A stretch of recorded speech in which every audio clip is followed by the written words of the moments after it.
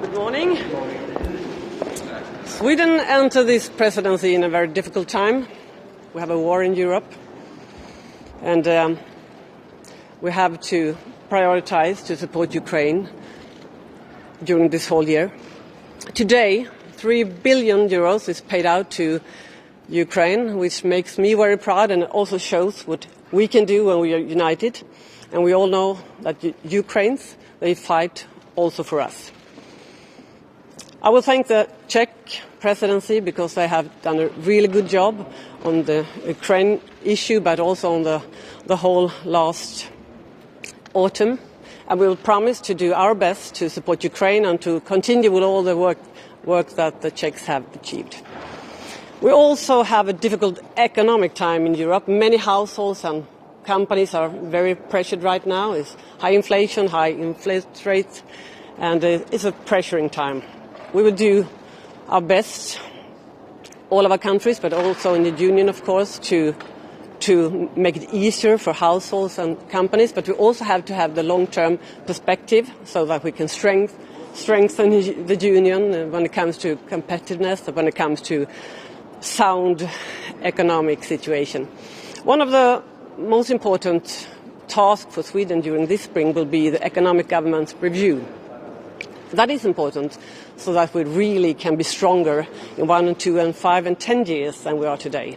That will be difficult, but I think it will be good for us to work with that, and I hope to cooperate with the Commission and every country so that we can come to a conclusion. Today at ECOFIN we will not have that issue. That will come in February, but it will be one of my priorities during the spring. Thank you.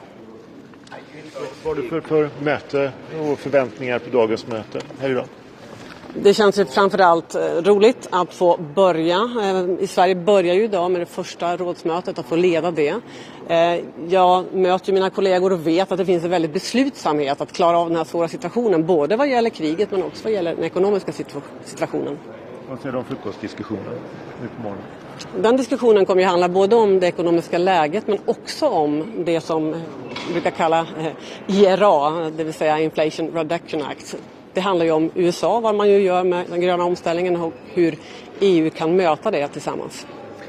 Enligt Charles Michel som ju var i Stockholm igår så säger han till exempel att man bör förlänga SURE. Vad säger du om det där?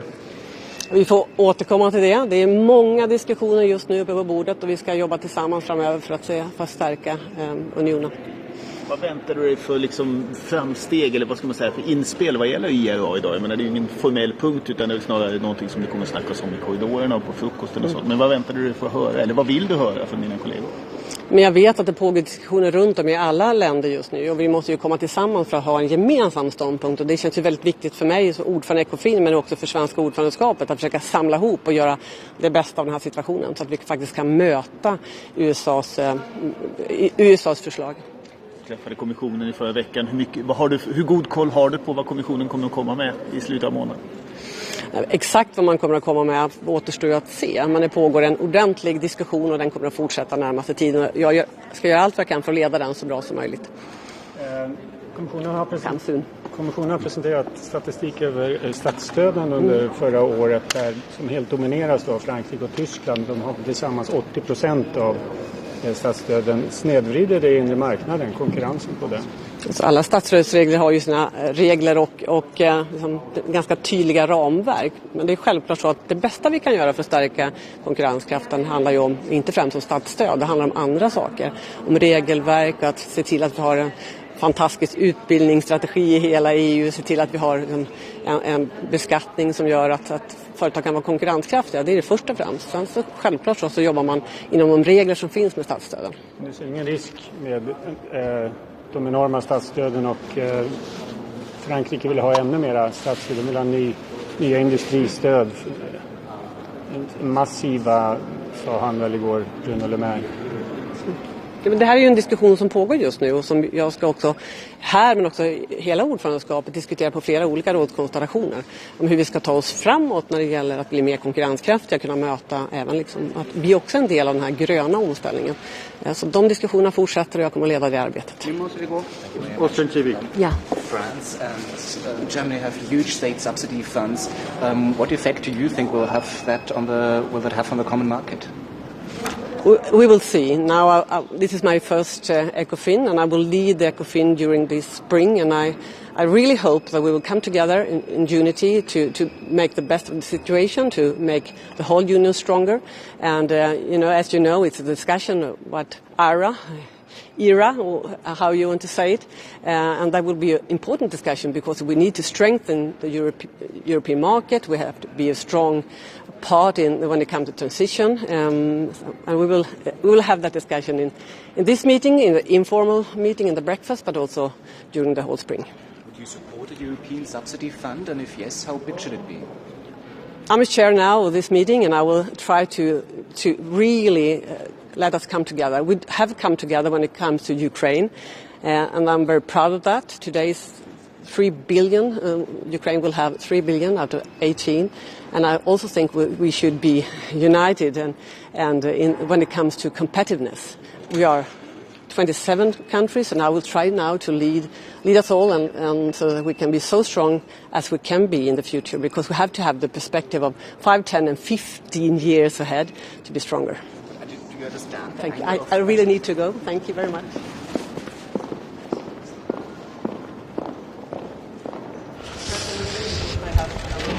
Good morning. The ECOFIN today will have two main topics.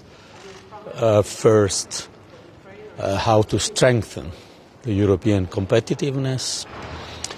The starting point is that the crisis we are in after the war and the consequences of the war has asymmetric consequences for our economies. So the crisis is affecting Europe and emerging markets more than other advanced economies. And this is why we have to strengthen our competitiveness, and we have to do so from one side streamlining our state aid rules, especially for sectors that are crucial for clean technologies and innovation, and also in parallel funding common projects, because this is essential if we want to strengthen our competitiveness without undermining our internal market and its level playing field. So it's not about a subsidies war with other countries or US, is about the strengthening of European competitiveness. The second point will be the Ukrainian war, the Russian aggression, our support.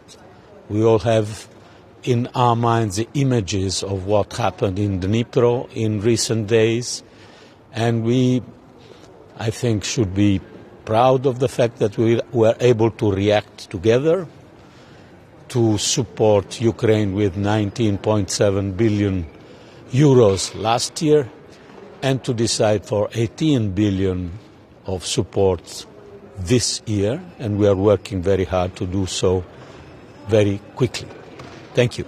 Any hiccups with this aid for Ukraine, taking into account that there are some conditions for it, for the future tranches? Well, we signed a memorandum of understanding with Ukraine, which is the basis of this extraordinary macro-financial support. And of course, we are aware of what a memorandum of understanding could be for a country at war. So I think we are very reasonable and working together, because we should never forget that we have ahead of us a common goal, which is for Ukraine to become a member of the European Union. Mr. Gentiloni, I know it's not exactly your file, but the U.S. trade representative will be here. Just for people to understand, what is the mood between Europe and the United States? Is it negative? You say we're not in a subsidy war, but you're also expecting the waivers and exemptions come March. Well, what is the mood right now? I think we have a very good partnership, US and EU, maybe one of the stronger partnerships of recent decades. At the same time, we should be aware of the fact that this crisis has particularly consequences for the European economy. So we have to support our competitiveness and not to start a subsidies war with the US. And do you have any views when it comes to state aid? Remember a few months ago you put out an op-ed in which, of course, you said some big problems require joint solutions. Yeah. State aid, it's another big talker now. In your view, how should it be done? State aid from one side, we have to streamline it without disruption our European model. But as we wrote in this op-ed, we need also common funding, because the scale to strengthen our competitiveness in several areas needs to be a European scale. We can't react only at national level. National reactions are important, but a European one gives an added value that we shouldn't never forget. Thank you. That's